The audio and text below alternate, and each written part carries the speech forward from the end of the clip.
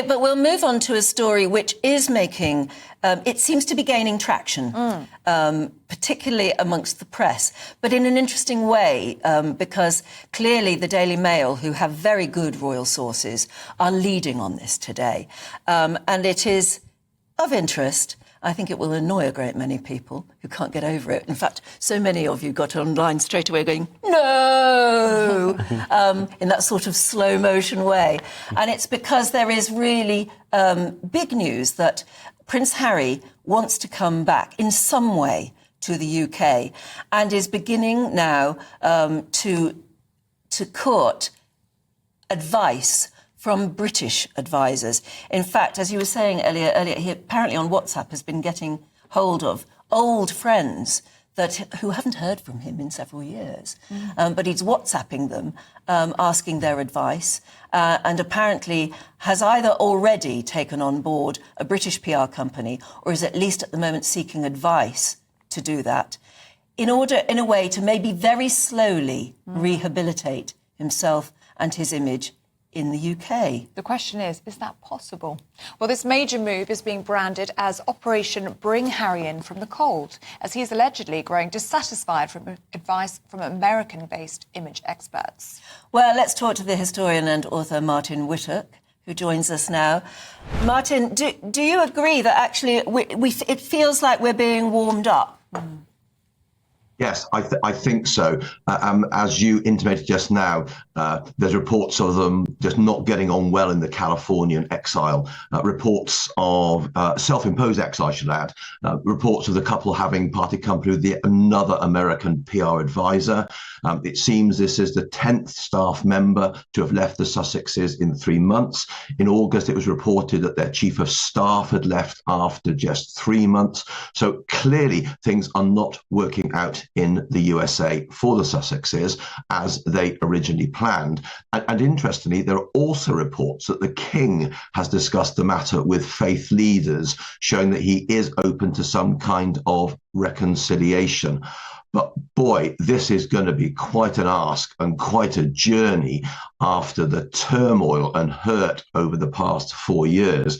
And it's difficult to see exactly what the plan would be, although there's talk of low-key royal duties, starting from maybe some very, very non-public facing things, but basically a steep mountain to climb to win hearts and minds back of the public, let alone within the royal family. There's talk that William, Prince of Wales, and Harry are both due to be in New York this September on separate ventures, both environmentally connected. So there may be some kind of low-key connection there. But this is going to be an extremely long journey back after all the Sussexes have said and done over the last 4 years. Not an easy ask to come in from the cold in this particular case, I'm afraid. Is reconciliation possible, do you think, Martin, not only with his father, not only with his brother, but also with the British public? Because looking at our views today, lots of people emailing in just saying it's too little too late. He's made his bed now and he's got to lie in it. I think you've identified 3 main areas there, and they are crucial. Addressing them one at a time, I think it would be possible to seek reconciliation with his father. It's clear that King Charles is deeply distressed, understandably, by this rift within the family. I could see reconciliation taking place there, if slowly. It's harder to envisage it happening with William, Prince of Wales, obviously I mustn't speak for him, because the wounds there have gone very, very deep, and the kind of things that Harry has claimed there will clearly have wounded his brother greatly. With regard to the British public, well, that really is going to be, in some ways, the hardest ask of all, because from the enthusiasm which accompanied, in many quarters, the marriage of Harry and Meghan, what seem like light years ago, don't they? Such a long time ago, the fall in popularity because of the actions of the Sussexes, I think more than any other factor, has been quite precipitous. And I think the idea of building that trust with the British public again is going to take a very, very, very long time indeed, if in fact those burnt bridges can be rebuilt. So the King, I think, yes, that's possible. I think it's going to be very difficult with William, but boy, it's going to be a very long journey with the British public, and it's going to take quite a lot of contrition, I think, on behalf of the Sussexes. I don't think it's just a question of coming back to low-scale duties and then slowly building them up again. I think people will be looking for some acceptance of responsibility on their part for the state that they've come to. But faith leaders will no doubt have told the King that reconciliation is to be sought if possible, and I would agree with that if it's possible, but boy, what a journey. Yes, but you have to sort of conclude that maybe anything's possible when you look at the journey of Camilla, who is now Queen, and I know there are people watching right now who still don't accept that and will never forgive her, but you probably have to accept that the majority of people do and have forgiven her. Mind you, she's never said a word. Unlike Harry. But maybe Harry has begun to recognise that this will be a long, slow process, and he might as well start it now, because it may take over a decade. I think you make a very good point there, because Queen Camilla is really a lesson in reconciliation and in journey back from what would have been a very, very, very low point following the death of Princess Diana. But you also make the point there, and I think absolutely rightly so, that Queen Camilla has been extremely discreet. She has not gone public. She's not claimed other people are to blame for this. And obviously Harry has been very vociferous, as has Meghan, which is why I think there will need to be at some stage in this journey, and I stress a long journey if it's to happen at all, some significant degree of contrition from the Sussexes. Basically, in spiritual terms, repentance comes before restoration. And I think we must not forget that R, repentance, as well as the other R, restoration. I just can't see how it's going to happen, because I can understand Harry coming back, because I think, bottom line, don't we still have some sort of love for him? But I can't see Meghan ever saying sorry, can you? And that, I think you're absolutely right, because basically there are a number of what you might call walls that have been constructed on this road to recovery.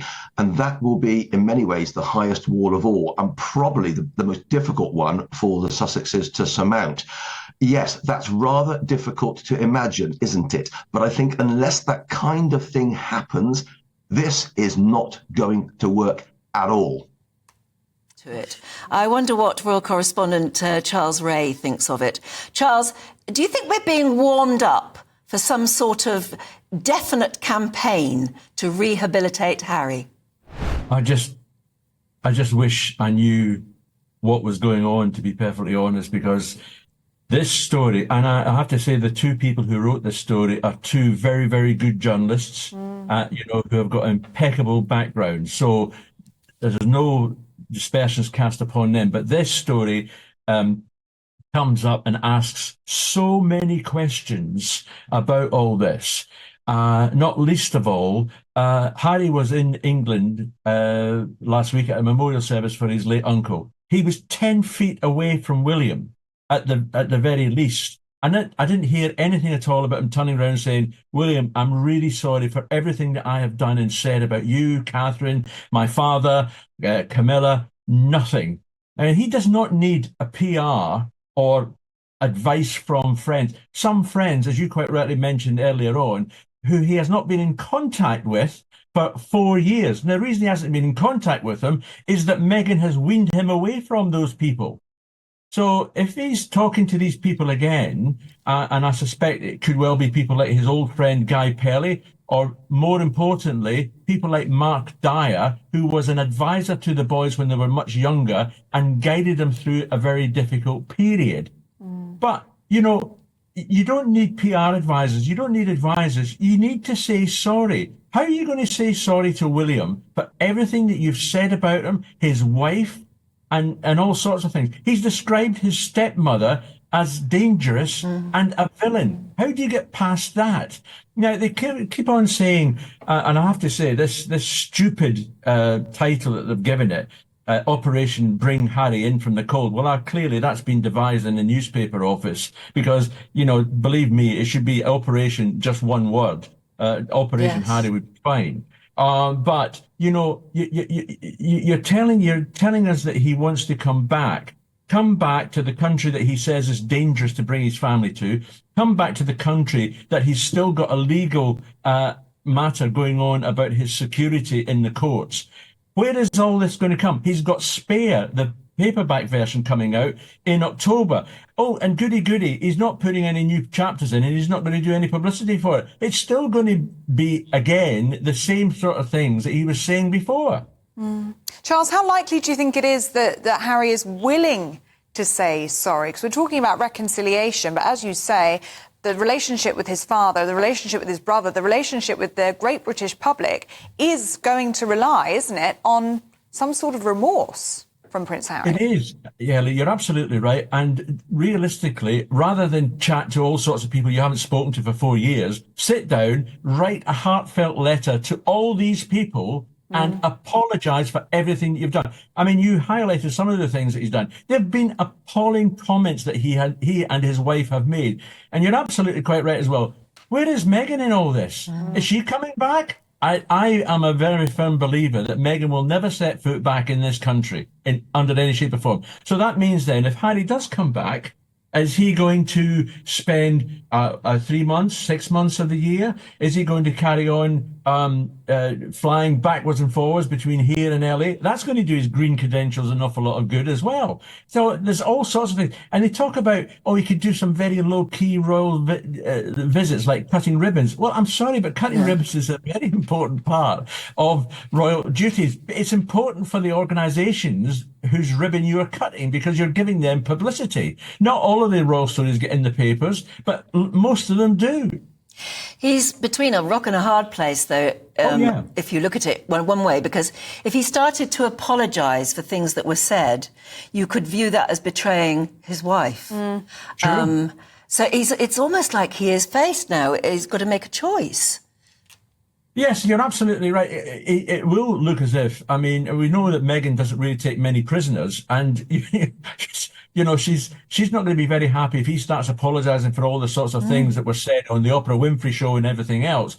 But and I agree with you. I think he is in between a rock and a hard place. He is listless. He's wandering in a desert that he cannot find satisfaction with. He's just sacked another American PR. And I don't know how many American PRs that is they've got rid of or have resigned by themselves, but it's quite a lot. You're now looking at someone in the UK.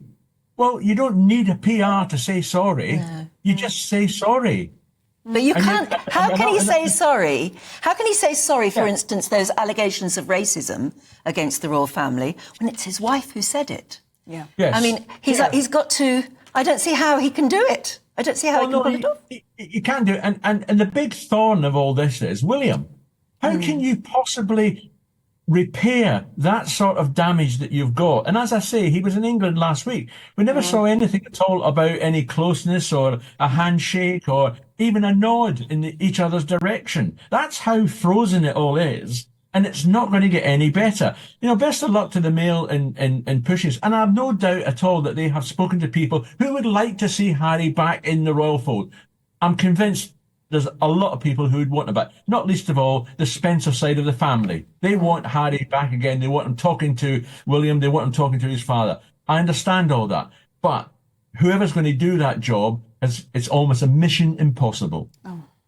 Okay. Charles Rae, good to see you this morning. Thank you very much for your thoughts. Yeah, it's very interesting that about the Spencer family too, because it is said that when he came back for that funeral, that it was very much a Spencer funeral because it was Lord Fellows who was married to Jane, one of Princess Diana's older sisters.